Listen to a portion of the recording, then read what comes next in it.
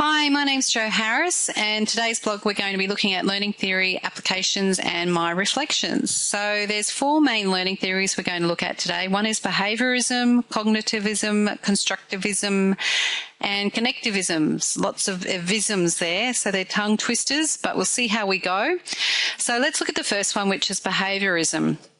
And it's based on behavioural psychology from the 1950s, and it's a classic Pavlov's dog.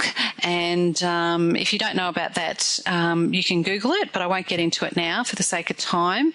And that basically students learn through practice, reshaping what they learn, and positive experiences.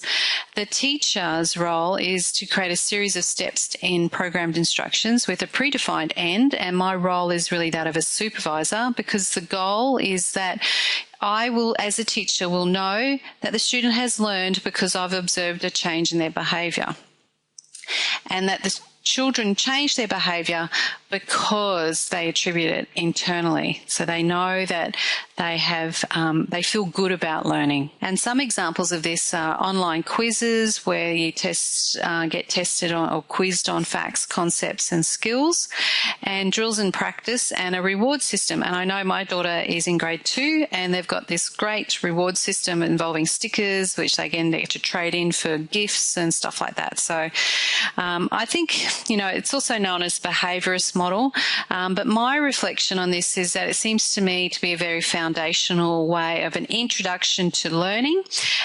Great for the primary, the little babies in schooling, to get them to feel good about learning, to create some foundation tracks in their brain that learning equates to feeling good and rewards. So let's look at the next one, which is cognitivism.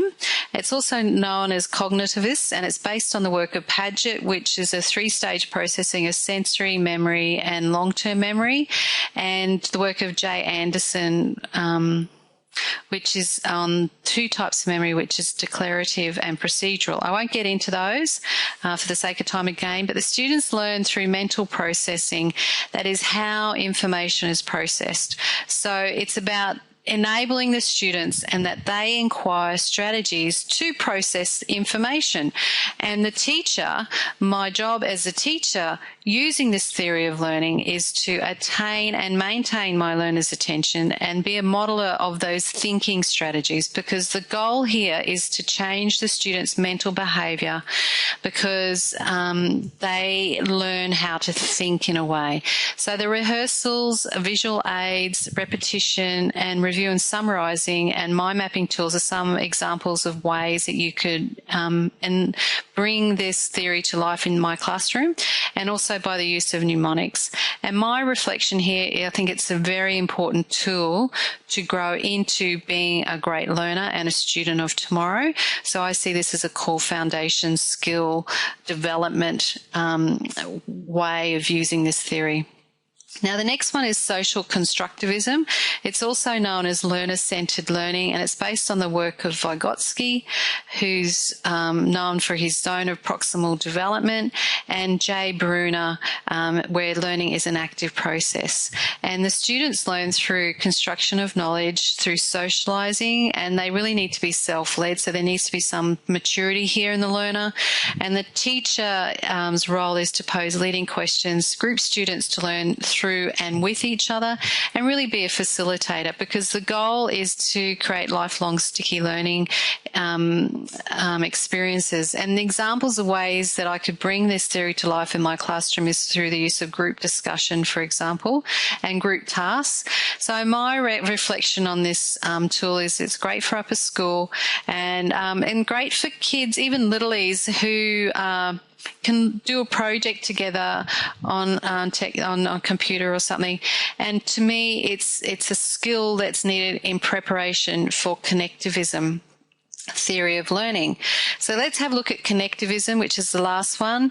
It's also known as digital age learning, and it's about learning as a creative process. And the students learn through informal network technology enabled environments, and that they connect information because they have a desire to know more, and that they have the decision making skills about learning deciding for themselves what they need to learn. And the teacher's role is to nurture those connections between fields, people and organisations, for example. And the goal here is that the students are able to do something, that they actually learn, and then there's an actuation that they actually produce something. And some examples of ways that I could bring this to life in my classroom is through the use of coursework, email, use of forums, blogs, YouTube, and this is a great example, this blog right here. I'm learning information and I'm producing something with it. I'm just not learning it for the sake of learning it and knowing it for myself. So how can I take this knowledge and give it back to the world? So my reflection is, bam, this is the goods. I love it. Okay, well, that's it for me this week, and I'll talk to you next time. Bye for now, Jo Harris.